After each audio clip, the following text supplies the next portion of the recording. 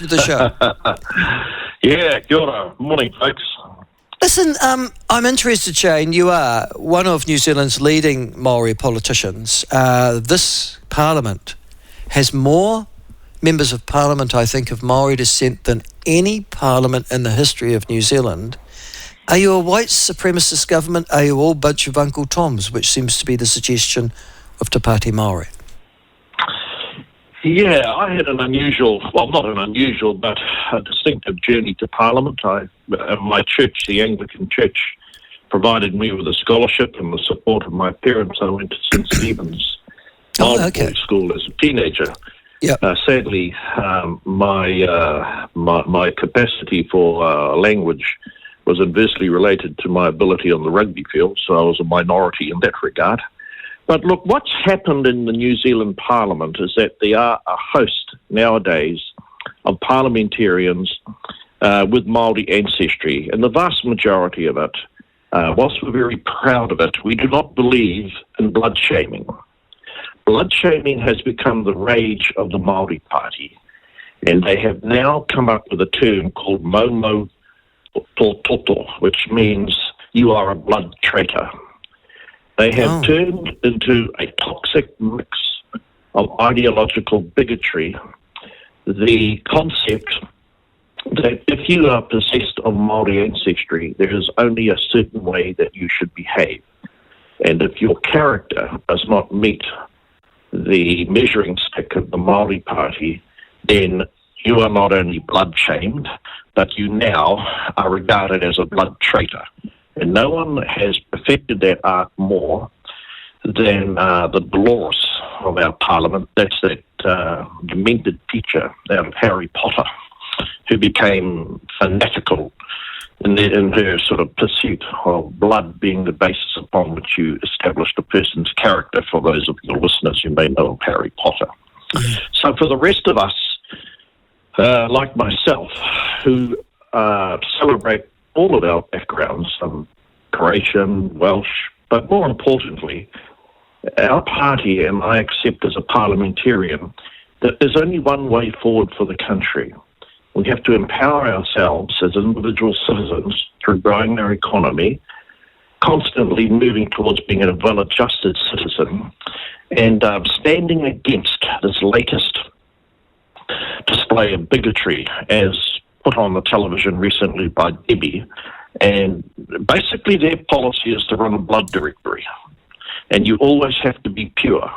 So if you belong to the government, or if you belong to New Zealand First and you're mixed Māori ancestry like we all are, then you're regarded as something as a political mudblood. Now that's how distorted and that's how twisted her ideology has become, and sadly she gets a free pass far too often. Yeah, and that's the bit that concerns me, because it's that free pass, particularly from the mainstream, Shane, and also from organisations like the Race Relations Commissioner, the Human Rights Commission, that would normally call out this kind of activity were it coming from any other ethnic or cultural group. Why is she given a free pass? Well, it's certainly something. I did notice a change in tone and character from the times of Te Flavel, who was our head boy at St. Stephen's School, I might say.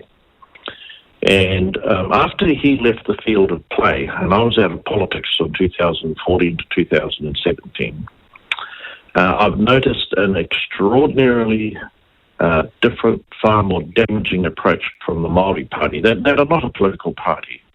They are a group, as I said, who believe that they're pure, that their concept of how Māori should develop as a part of our broader society is driven by their blood, their blood shaming approach. That was never a feature of any parliament I've been in, and I think it grew because of the way Jacinda and elements of her regime either enabled or they were afraid to take on these excessive displays of separatism and, quite frankly, fanaticism.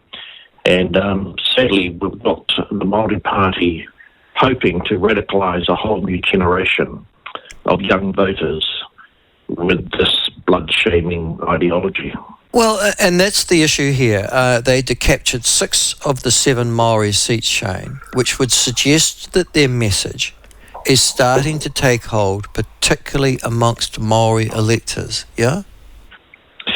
Well, you need to bear in mind that the Māori Party themselves come from a self-styled elite portion of the broader Māori community. They have created an ideology that is built upon a separatist conception of the Treaty of Waitangi. The Treaty of Waitangi, a foundation document, is an inseparable, indivisible statement of a set of principles upon which our nation eventually evolved. And history is never perfect. But because they only have an interest in elevating the Māori words of the Treaty of Waitangi, overlooking the fact that it was a blend. Now, that charter, or that cantankerous creed that they're spreading, is driven to isolate themselves in a tiny portion of the political spectrum, and they're hoping to attract more supporters. But just like out of the Harry Potter fictional tales, purebloods inevitably die out.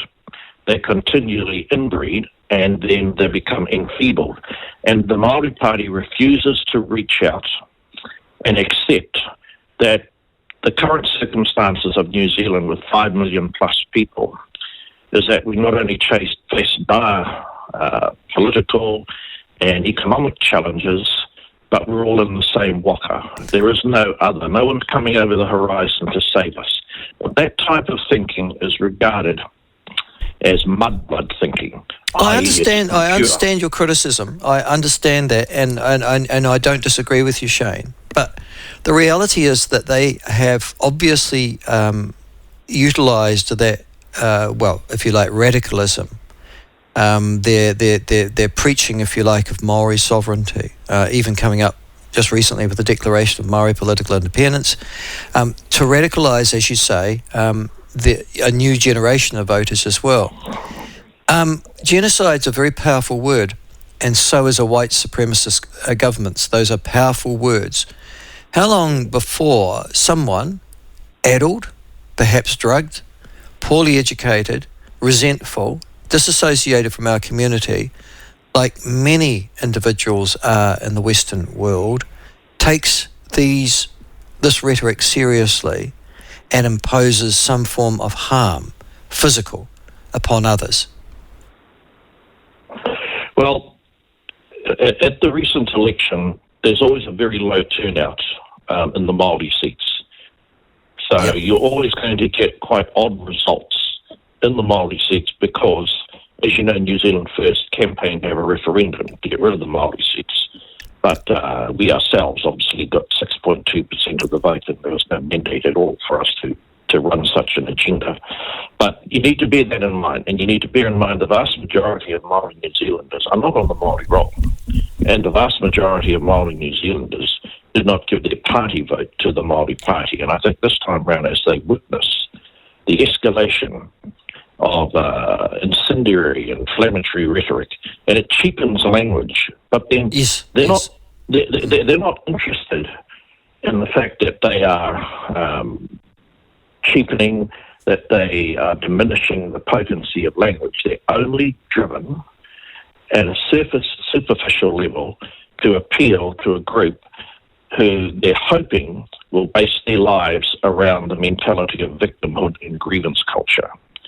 And other than Winston and myself, I really don't see too many other MPs of Māori descent taking on that odious mix of ideological, it's quite nasty, really.